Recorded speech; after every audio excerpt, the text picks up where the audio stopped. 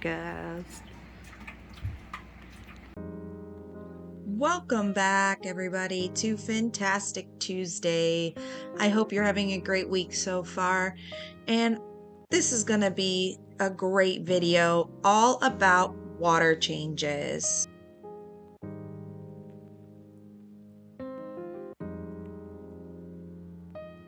As you can see here, we are working on the top rack of fish tanks, and we're lowering that water to about 50%. Now, when you do a water change, there are 3 key things I want you to keep in mind.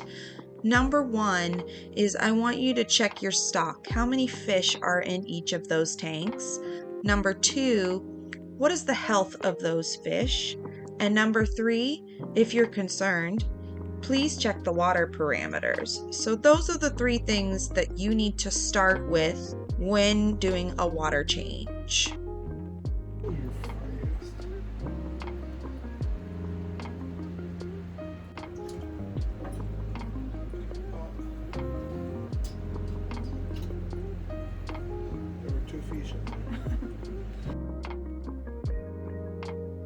Now, keeping those key points in mind, as you can see, we had to move some fry over that had gotten a little big for the tank.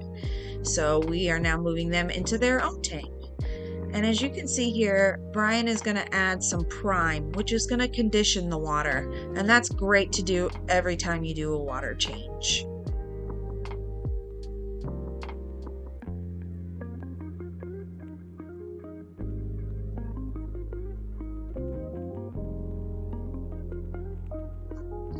Now, as we go from tank to tank, you can see us using this clamp.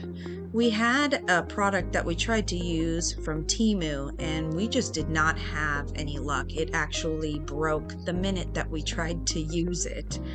But as we go through here, you can see each one of these tanks is just going to look so much better after each one of these water changes.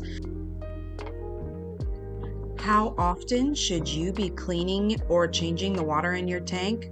That's a great question. In these top tanks, for example, I would recommend changing them every few days as long as your fish are healthy, because these are fry, so they need to be changed more often.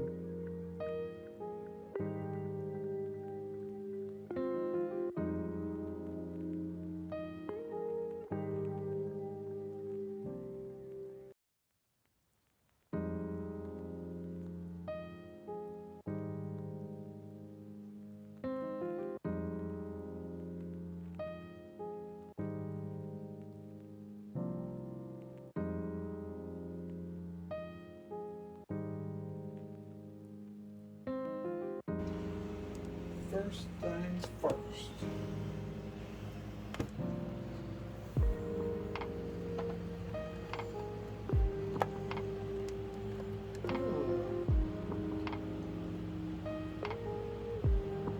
Wait, go back up to the top. This one? Oh, yeah. Oh yeah. Your OCD is feeling good. All I made was a joke. Only people with OCD understand. Understand. Understand.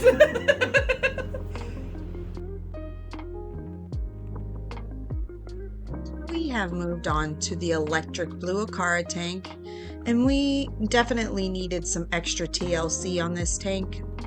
Needed a scrub down, needed a scrape. My husband needed to pull up his pants. And as you can see, he's also gonna vacuum, and that's what this is called. This is called vacuuming out the tank. And that's to get all of the grime and food particles that have gotten left behind down there. Now this is a 40-gallon tank, so it definitely took a little bit longer to clean than the other tanks because those were only 10-gallon tanks. As you can see, we're still going to add some prime in to this tank to make sure that the water conditions stay nice and healthy.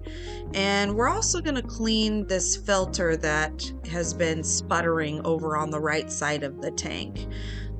We had a little bit of struggles with that filter, but when you are cleaning a tank or doing a water change, sometimes it's really good to actually take out that filter media, that filter floss, and clean it really, really well.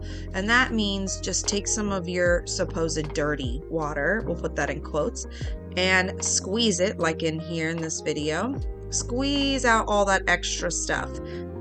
And then it'll be ready to filter your water once again. Right, Mr. Snail?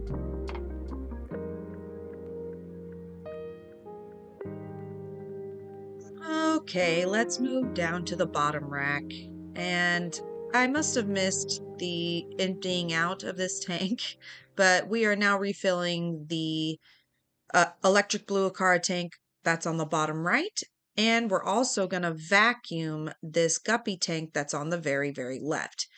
Now, the snail tank that's in the middle, we're going to get to in just a minute. There are quite a few snails. What are those? Baby brown shrimp.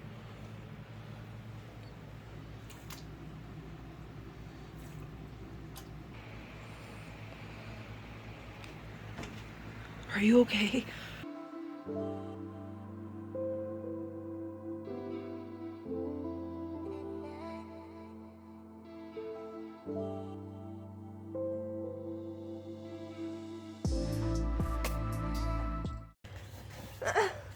Thank you, Nala. I love having a tight close-up of your asshole. I need you to move, please. Go that way. Thank you. Hi. I love you. Move, pig! Come here.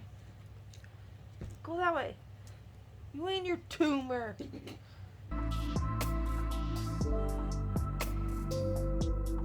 Okay, so like I promised, we are moved on to doing the snail tank, and we have quite a few snails. So if anybody is looking for snails, we have them. Let me know. Comment down below or send me a direct message. It is really, really important to take at least once a week and really do some maintenance on all your fish tanks, whether that be trimming, doing a water change, doing some scraping, just checking your water parameters. All of that is going to be beneficial for you and the longevity of your fish. All right, now we've moved on to our polar parrots, and they are just the cutest little couple you ever did see, except for when she's had babies. Then she's a real tool. She's not a nice lady. But as you can see, Mr. Brian is sucking up the fry now today. Today is the day we transfer them to their own tank.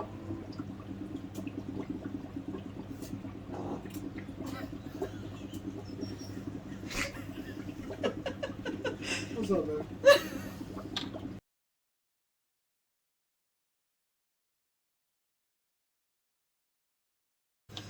Take two. Try again.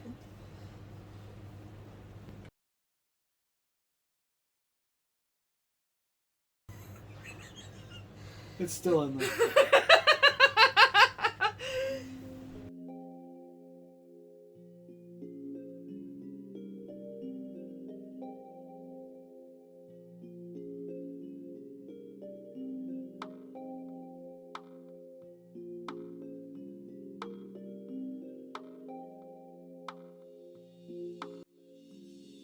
Moving on to our 36 sorority beta tank. Now there are not as many fish in this tank. This is a understocked tank, but it still needs a good water change regardless. And it is still a beautiful, beautiful tank with those live plants. And we're going to move on now to what we call Sonic's tank, and that is the blue beta that lives in this tank. And this is the first tank that we decided to scape with live plants, and I highly recommend that you have live plants in every single one of your tanks. And that is because they draw out some of those harmful things that are in the water column, and it will drastically help keep the health of your fish up.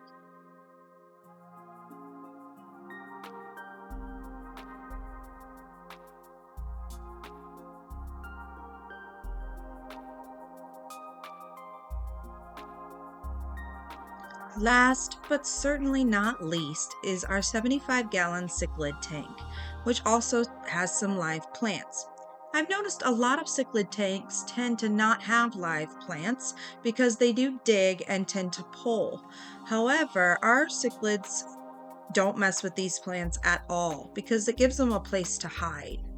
And we have, again, scraped and scrubbed this tank really, really well. And actually, it's been about 2 weeks since we've done a water change.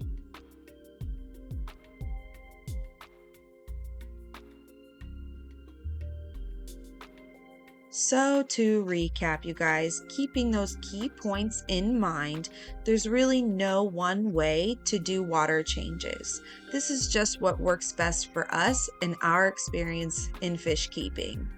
Now that'll wrap it up for this episode, you guys. I hope you had a great time watching this, and I hope you learned something. All in all, it's really about happy and healthy fish. I'm going to leave you guys with a little video of just watching some fish feeding.